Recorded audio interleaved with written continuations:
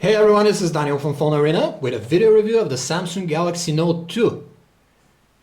It transitions the Note family feel from the I'm with Dork feeling of the original Note to this here oversized Galaxy S3 with stylus impression. It also ups the ante with a much more ergonomic S Pen design, much thicker, longer and easier to hold with a more comfortable button. It also has a thinner, narrower body than the original Note, die-shrunk quad-core processor and 2 GB of RAM. A 5.5-incher doesn't bat an eye these days, and it's not only Samsung with the first Note to blame. People have been increasingly game with sacrificing pocket and in-hand comfort for having an ever-increasing window to the world, what a smartphone screen has become these days. Despite the larger screen, the Note 2 is about the same weight as its predecessor, but it's not as wide, making it a tad less unwieldy in the hand. It is still a giant messy thing to deal with, especially if you have smaller hands, but has been slimmed down a bit and received the gradual curves and rounded corners of the Galaxy S3, meaning that it's a bit more comfortable to handle than the Note. The chassis build material is the same polycarbonate plastic used for the S3 with gradient colors in the non-white version, and the only gripe about it is that it's a bit slippery to hold. A slightly textured surface might have been a better choice here, like on the original Note. We don't have a unibody design, just the good old paper-thin battery cover right off from here, under which you find a microSD and microSIM slots, as well as a removable battery, so the Note 2 earns starting points for expandability right there. The first thing you notice when you take the Note 2 in your hands is that juggernaut of a screen that Samsung has managed to fit in a more compact body than the Note. It occupies almost the entire front with a significantly slimmer bezel underneath where the home key is. The bottom bezel is thinner than not only on the Note but also on the Galaxy S3. The volume rocker here on the left and the power lock key on the right are easy to find and press with good tactile feedback, as well as the home key underneath the display here. The biggest news with the Note 2's 5.5-inch 16:9 ratio screen, it's not just that it is the largest ever put in a phone, but that it is the best AMOLED display Samsung has ever produced. It's listed as an HD Super AMOLED display, which should mean a pentile mixed pixel matrix arrangement, but it's not. It actually has 3 subpixels per pixel, not arranged in an RGB stripe manner, a bit differently, but now we have the typical red, green, blue subpixels per pixel, so we have much more subpixel density than on the original Note. Although the resolution is lower than on the Note, we have 1280 by 720 here, whereas on the original Note we had 1280 by 800 pixels. More important than the pentile versus RGB argument is the fact that the screen is also much brighter now and might easily be the brightest AMOLED on a Samsung device yet, which coupled with the low screen reflectance makes for an excellent outdoor visibility, and the automatic brightness adjustment works like a charm outside. Other than those, you have the usual very wide viewing angles, extreme contrast and saturated colors you would with other Super AMOLED displays, making the phone the best handset out there for enjoying video with this screen size and also for web browsing. The stylus sits very tight in the silo, almost too much so, making you put an effort while whipping it out. In a brand new handset like this one here, it probably needs to be worn in with time. The Note 2 makes a beeping noise and flashes a warning when you walk away from the desk and the stylus has not been inserted back in the silo. Since the S Pen is longer and way thicker now, it feels much more ergonomic in the hand, and the button at the bottom is larger and easier to press compared to the original Note. The stylus on the Note 2 feels more solid, better than the thin bendy unit on its predecessor. It also has learned some new tricks. For example, when you're calling someone and you need to jot down a quick note, you just whip out the stylus and you can just write an address or whatever trivia you need to do while on the call. Pretty handy. The Note 2 comes with the latest 4.1 Android Jelly Bean, which we'd argue takes Android to a whole new level compared to Ice Cream Sandwich, the previous one. We have here the excellent Google Voice natural language recognition service. Weather in New York. The best thing about the Note 2 Silicon is that it will be the same quad-core endeavor everywhere, not replaced with the Snapdragon S4 for LTE reasons in the US, for example. What we get is the same excellent Exynos 4412, which powers the international Galaxy S3 without a hitch, but even more powerful as the cores here are clocked at 1.6 GHz maximum now, as opposed to 1.4 in the Galaxy S3. In short, in terms of processing power, what we have on the Note 2 is the best Android can offer before the S4 Pro phones like the Optimus G arrive, so the handset is pretty future-proof in that regard. We have the respectable 2 GB of RAM on the handset as well, and the basic Note 2 version with 16 GB of internal memory has about 10 gigs of them user available. And internal memory can also be expanded via microSD slot. There are also 32 GB and 64 GB versions announced. As you can see, pretty respectable quadrant score, 5,871. We scored right out of the box with the Galaxy Note 2. Starting with the improvements from what we already had in the first Note, we now have some extra templates to choose from in the S Note app. The suggested apps for your S Pen stylus pop up here in the notification bar when you take it out of the silo. As you can see, we have some extra templates now to choose from. And the ink itself flows much more naturally, much faster. There's absolutely no lag. We have the air view here, which labels the buttons, so you can easily know what the button will do when you press it. We have the productivity tools here, like on the original Note. For example, formulas.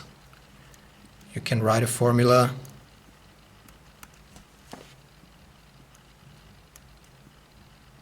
and search. It will connect to Wolfram Alpha,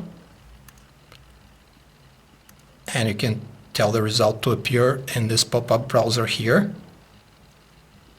Very handy.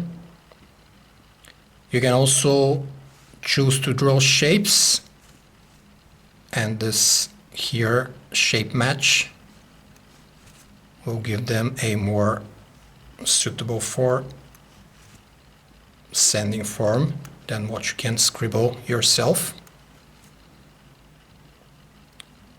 And of course we have handwriting recognition.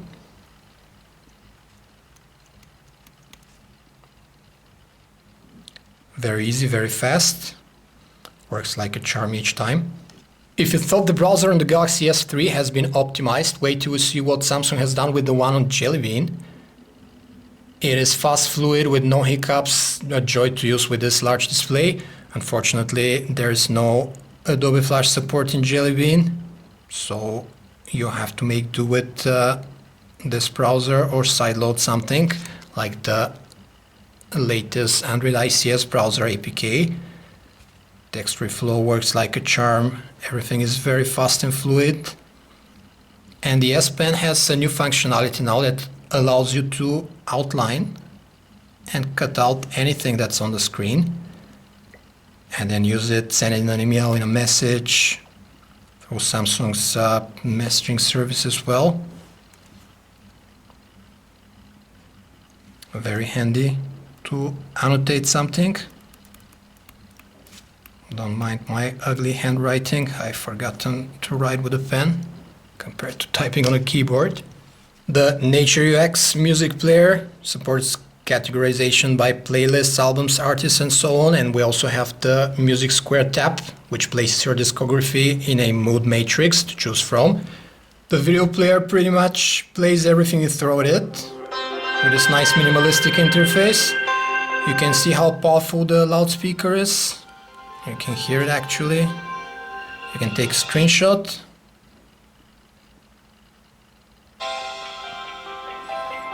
The handset supports Full HD 1080p videos, including in DivX Xvideo formats right out of the box.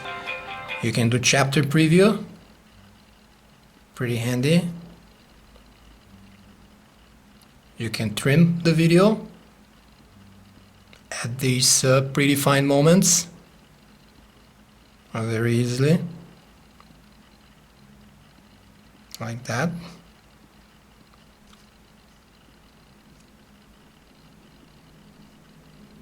You can give a contextual title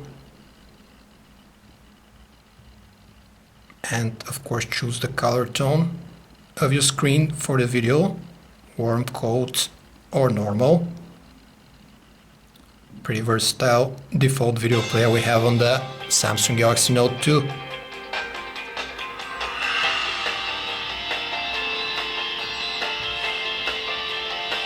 We tested the battery in video playback mode and it lasted about 40% more than the one on the Galaxy S3.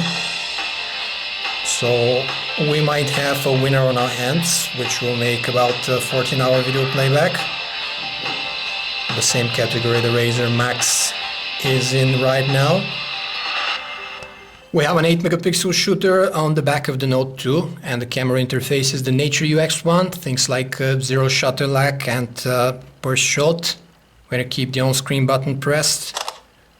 Comes standard, plus this thing is almost instantaneous when it comes to focusing and taking a shot. We have 12 effects to choose from for your pictures and video, and a variety of scene and shooting modes like HDR best photo, which takes 8 frames in rapid succession and then suggests the best one. Same with best faces, panorama, face detection, and this new low light mode here we have on the Galaxy Note 2. The pictures turned out very good, sharp with plenty of detail and decent dynamic range. The colors are a bit saturated, which makes them more appealing at first brush. Moreover, noise is kept in check very well without resorting to aggressive suppression algorithms to smear the detail. Video capture on the Note 2 is done with very fluid 30 frames per second inside and out, and it features slightly boosted color saturation as well, plus plenty of detail to go around. You can digitally zoom while filming, which we don't recommend since it degrades the quality significantly the more you zoom in, and there is continuous autofocus and touch to focus too. The captured audio, however, is strong but pretty coarse and flat, and voices drown in the ambient sounds despite the two mix for noise cancellation. If you're eyeing a Galaxy Note 2 for purchase, you're probably familiar with the downsides that come with its size and are willing to sacrifice pocket comfort and one-handed operation for its sweet screen real estate, so the size can't really be held against it. It is not that much more compact compared to the original, and it could hardly be considering we have an even larger display now. That screen alone, however, is worth the upgrade. It is the best phone screen Samsung has ever produced, and it addresses all weak points of Super AMOLED displays so far in one fell swoop. The 24% increase in battery size alone is worth the upgrade too, as it brings top-notch endurance to the handset, and it's also user replaceable, the battery unit. Or if you're buying a Note for the fact that it sports a Stylus silo, you'd be happy to know that the S Pen is much more improved now, with much more natural ink flow and a couple of new tricks like this here, Air View and Pop-Up Note, which allows you to take quick notes while on a call with someone. These three in aggregate make the Note 2 worth it, both for those that are upgrading from the original and for first-time buyers. When we throw in the very good pictures and video capture, the excellent loudspeaker, the good call quality, and the expandable memory, that subpar audio capture when recording video becomes just a small fly in a big bucket of honey. And we also have the latest Android 4.1 Jelly Bean with Google Voice and Google Now. There is not much competition to go around in this phone category, but the LG Intuition and the first Note, of course. The advantages before the original Note are apparent. As far as money is not a problem, since the Note 2 will come more expensive. Regarding the LG Intuition, its stylus is an extra that you have to carry with you at all times. It is stuck with Android ICS for now, and the squarish form factor makes it even more unwieldy to handle than the Note 2. This was a video review of the Samsung Galaxy Note 2 from PhoneArena. For more information about this and other handsets, you can visit us at phonearena.com. Thanks for watching.